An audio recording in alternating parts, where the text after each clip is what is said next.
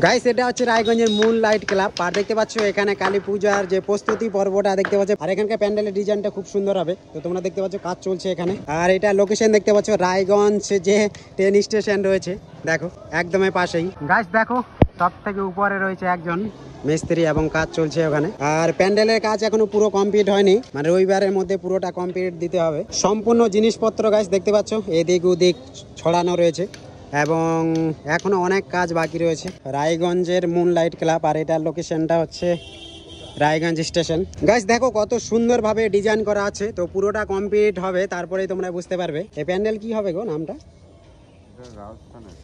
রাজস্থানের মন্দির।